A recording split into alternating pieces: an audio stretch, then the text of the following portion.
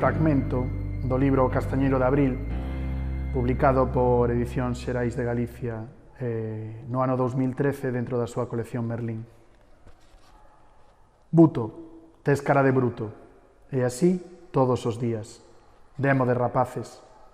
Cando os pícaros do barrio se aburren de darlle couces ao balón, de faceren bailar as buxainas ou de calquera outra das parvadas coas que perden o tempo, achéganse á portiña do meu obradoiro como moscas ao azucre para berrar este retrouso. Buto, tes cara de bruto. Mais non é xusto acusar a ninguén de maleducado e despois selo eu. Así que, en primeiro lugar, permitídeme que me presente. O meu nome, como xa imaginaríades, é Buto. Son zapateiro, aínda que non dos que venden zapatos, senón dos que os reparan. Deixos como novos, polo que se podería dicir que son un cirurxián do calzado. O meu pequeno obradoiro está agochado nunha rúa fría e húmida. Eu son vos xa vello demais para pasar o día enteiro metido nese rocho. Mais comer hai que comer e nunca souben facer outra cousa. Para que teñades unha idea do meu aspecto, tentarei describirme con sinceridade. Son pequeno, chepudo e esmirrado. Teño unha perna máis curta ca outra, polo que calzo no pé dereito un zapato especial cunha sola moi grosa. Que máis? Na cachola só me quedan uns cantos guechos brancos en riba das tempas e apoio no meu nariz curvo e longo unhas lentes redondas que me resultan imprescindíveis para traballar. Boca pequena, labios finos, sen pescozo, e coido que con isto abonda para que poidades imaginar o bo mozo que son. Son o derradeiro cirurxián do calzado que queda no barrio, polo que, malia ser decididamente un túzaro cos clientes, estes aínda acoden ao meu obradoiro nun número suficiente para permitirme vivir. E por que son un túzaro? Preguntaredes vos. Pois porque os clientes son, as máis das veces, un auténtico encordio. Moitos entran no meu obradoiro falando a berros, sempre ás presas e de cote empregando malos modos. Todos, case sen excepción, pensan que o seu problema é o máis importante do mundo e consideran que é a miña obriga abandonar o que estea a facer para atendelos con reverencias, como se fosen o mesmísimo Maraxá de Carpuntala. Vou ler agora un fragmento da novela Querido H.P. Lovecraft, publicada en 2016 por Urco Editora dentro do seu selo Alcaián.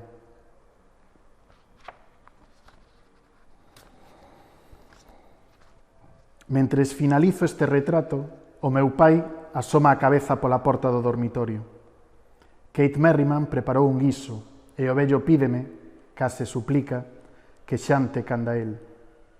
Non desexo desgustalo negándolle por completo a miña compaña, polo que asinto coa cabeza e lle digo que vou nun anaco. Cando marcha, fixo o ollar nun libro que repousa en col do meu escritorio. É a colección de poemas de Viola Garvin que tantas e tantas veces lin na compaña de miña nai. Aloumiño coa xema do índice as súas pastas de coiro e intúo no dormitorio unha presenza amável. Pode que apenas sexa unha alma, un recordo, un sopro de eternidade, mais aquí está. Fora, todo semella mudar de xeito misterioso.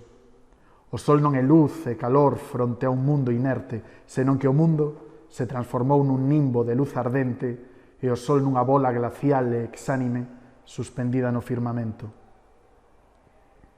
Es ti, nai? Pregunto mentalmente.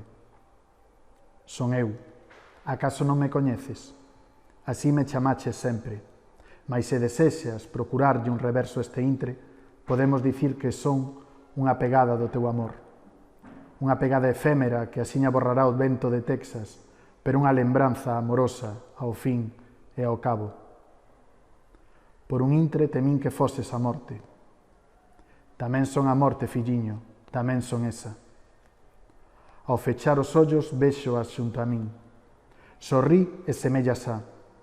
Os terríveis sinais da doenza desapareceron da súa cara e volve ser como era na miña infancia.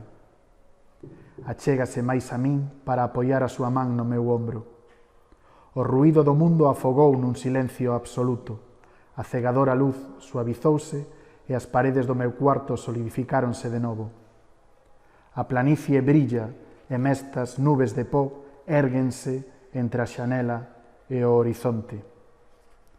A miña nai colle o seu vello caderno de poemas, ábreo e póusamo nas coxas. Despois guíame a man cara ao seu papel gastado. Axiña serás ti tamén unha pegada, Robert. Virás comigo agora. E tras estas palabras sorrí unha vez máis, a derradeira, e ergue a súa faciana arredondada cara á luz da xanela, como se ouvise un son inmensamente afastado e tenue. Esfórzome por ouvir eu tamén, e chegan ata min lenes murmurios que con xúbilo celebran a miña partida. Son as chamadas errantes dos pioneiros. Son os brillos das poderosas espadas que os bárbaros branden ameazantes. Son os troupeleos feroces dos cabalos que se dirixen á batalla.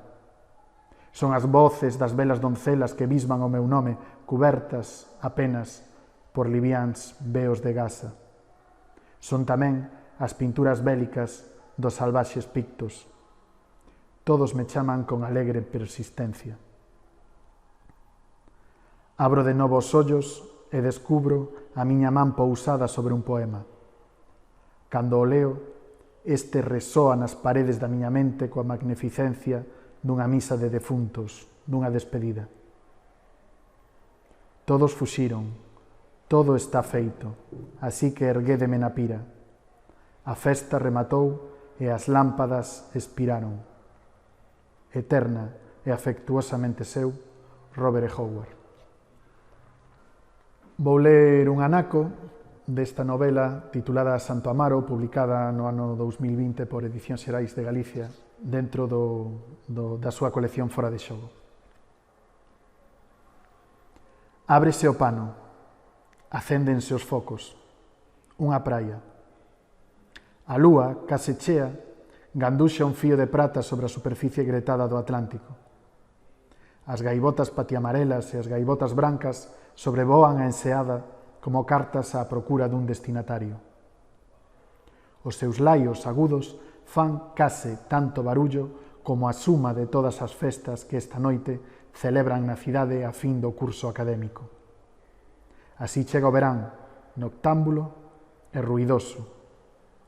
Trae canda el unha mestura de pó, suor e crema solar para vernizar as peles. Un caldo cun cheiro tan hipnótico que leva a pensar que, tal vez, o inverno xamais existiu.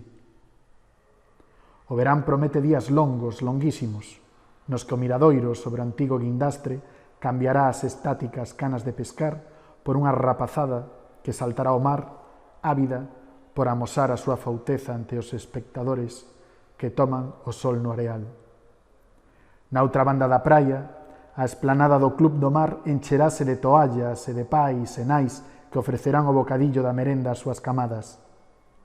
Compartirán o espazo cuns xubilados, bronceados e satisfeitos que se saudarán con insultos, ás veces amables, ás veces non, ou con enérxicas palmadas nas costas. Mais iso acontecerá de día.